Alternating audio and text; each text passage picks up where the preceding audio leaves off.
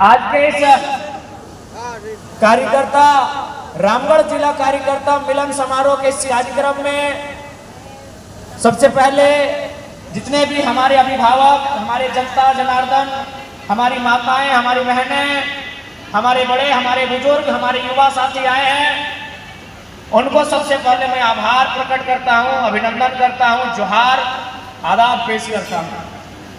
उसके बाद जितने भी हमारे लोकतंत्र के चौथे स्तंभ मीडिया कर्मी आए हैं, press media, print media, electronics media, digital media तथा अन्य मीडिया के जितने भी स्रोत हैं, उन सभी को अभिनंदन करते हैं। हम शुक्रगुजार हैं उन तमाम साथियों का जो आज हमारे दल में सम्मिलित हुए हैं।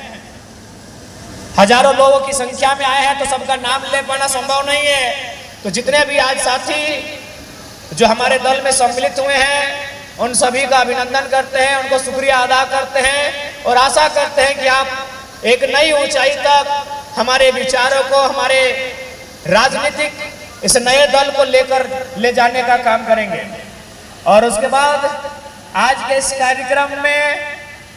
कार्यक्रम को सुचारू रूप से, व्यवस्थित रूप से संचालन करने में जिन्होंने भी अपनी अपनी भूमिका का निर्वहन करने का कार्य किया है और कर रहे हैं, उन सभी का आभार प्रकट करते हैं। और सबसे अंत में हमारे पार्टी के केंद्रीय पदाधिकारी एवं सदस्यगण, प्रमंडल पदाधिकारी एवं सदस्यगण, जिला पदाधिकारी एवं सदस्यगण, प्रखंड पदाधिकारी एवं सदस्यगण, पंचायत पदाधिकारी एवं सदस्यगण, आप सभी का भी अभिनंदन करते हैं, स्वागत करते हैं, इस्तकबाल करते हैं।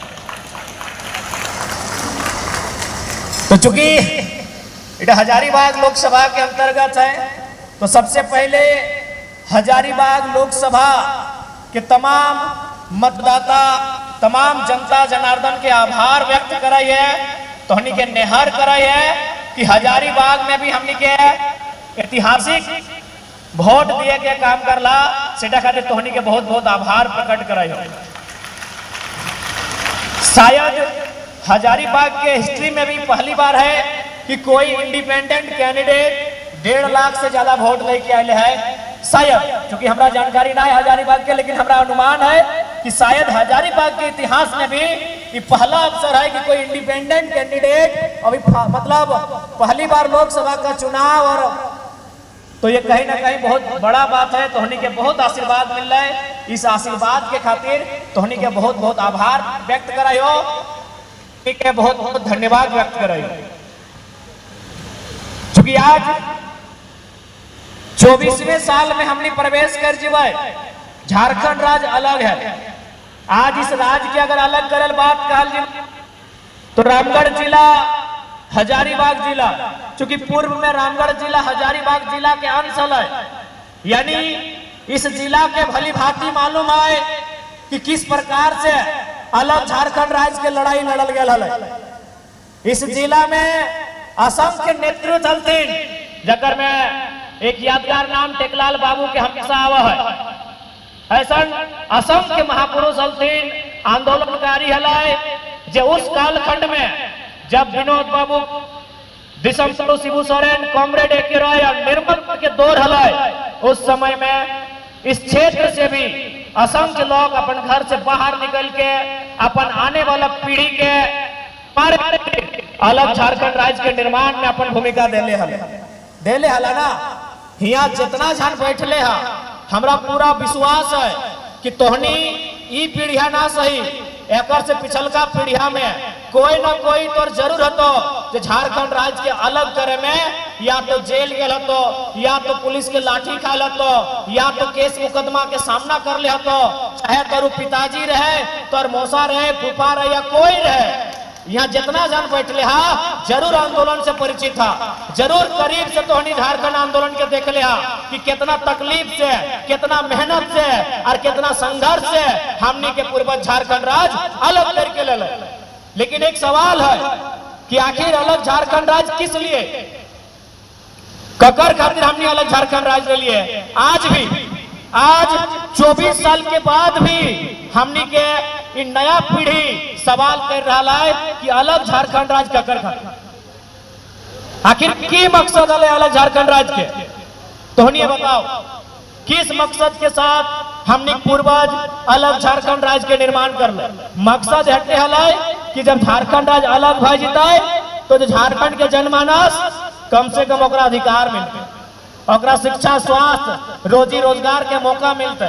लेकिन आज दुर्भाग्य के बात हो, आज कुछ दिन पहले के हमने एक स्टेटमेंट पढ़ा लिया, और में बकायदा हाई कोर्ट के स्टेटमेंट हलाए, रिम्स के चेतावनी हलाए कि यदि आप स्वास्थ्य की व्यवस्थाओं में सुधार नहीं कर पाते हैं, मरीजों का बेहतर दवाइयों की व्यवस्था नहीं कर पाते हैं, तो आपको चलाने का कोई औचित्य नहीं है। बताओ, राज्य के सबसे बड़ा स्वास्थ्य व्यवस्था आज ओकर पे हाईकोर्ट सवाल खड़ा कर रहा है, तो बताइए झारखंड राज्य किसके लिए अलग हुआ है?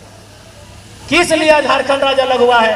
हमारी स्वास्थ्य व्यवस्था लचर है, हमारी शिक्षा व्यवस्था लचर है, रोजगार के लिए हमारे पढ़े लिखे डिप्लोमाधारी, बीटेक धारी नौजवानों को गुजरात सूरत जाना पड़ता है। तो बड़ा दुर्भाग्य की बात है कि राज्य आखिर हमने किसके लिए बनाया है? ना हमारे पास स्थानीय नीति है, न हमारे पास नियोजन नीति है, और न हमारे पास विस्थापन नीति है। आज अगर विस्थापन की बात करें तो सीसीएल का एरिया है, विस्थापन यहाँ हर एक घर विस्थापन से प्रभावित है। और अगर विस्थापन की बात करें तो हमारे धनबाद की कहावत कहा जाता है कि धनबाद के चिरकुंडा से रामगढ़ के भरकुंडा तक जो उजड़ने का दौर हमने देखा है, हमारे गांवों को उजड़ने का जो दौर देखा है, विस्थापित होने का जो दौर देखा है, आज भी उसी दौर में हम जी रहे हैं। आज भी वही समस्या हमारे सामने है, आज भी उन समस्याओं का निराकरण नहीं हो पा रहा है। तो भाई ये सवाल और पुख्ता हो जाता है, ये सवाल और मजबूत हो जाता है कि झारखंड राज्य किन के लिए बना? किन के लिए झारखंड राज्य बना है? क्या किसी परिवार विशेष के लिए बना है?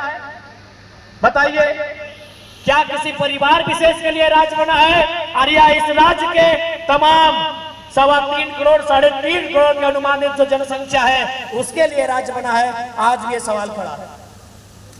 और आज जितने लोग यहाँ आए हैं, मैं आपको स्पष्ट कहना चाहूंगा, आप अपने दिल में हाथ रख के कहिएगा कि यदि झारखंड राज्य अलग करने का उद्देश्य पूरा हो चुका है तो हम लोग चुनाव में नहीं आएंगे।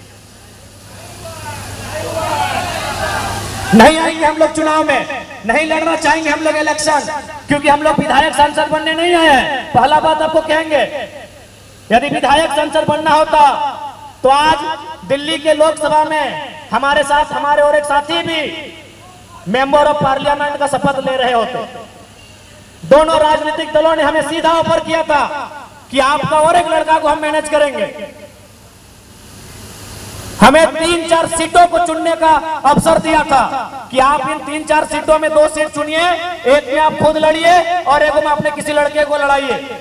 और पढ़े लिखे नौजवान है, हमारे पार्टी में जितने भी चुनाव लड़े, चाहे देवेंद्र जी रहे चाहे संजय जी रहे, सब पढ़े लिखे नौजवान है। अगर हम लोग केवल 2 दिन का समय लेते हैं और एक बार फीडबैक लेते हैं, हम लोग तीसरा दिन बोल देते हैं कि किस पार्टी के साथ जाने से हम लोग एमपी का चुनाव जीत जाएंगे। और आपसे भी छुपा नहीं है, आज 5 सीटें को किनके पास गई और 9 सीटें किनके पास आई, आपसे छुपा नहीं है। दोनों पार्टियों का सीधा ऑफर था, दोनों पार्टियों का हम लोग को सीधा ऑफर था लोकसभा चुनाव लड़ने का। लेकिन हमारा मकसद एमपी बनना नहीं है, एमएलए बनना नहीं है, हम लोग इस व्यवस्था को बदलने आए हैं। इसीलिए हमने पहला सवाल यही किया है आपसे कि यदि झारखंड अलग राज्य करने का उद्देश्य पूरा हो चुका है, जिस उद्देश्य के साथ झारखंड राज्य का गठन किया गया था, यदि वह उद्देश्य पूरा हो चुका है तो हम लोग वोटिंग में नहीं आएंगे, हम लोग चुनाव में नहीं आएंगे। लेकिन अगर नहीं हुआ है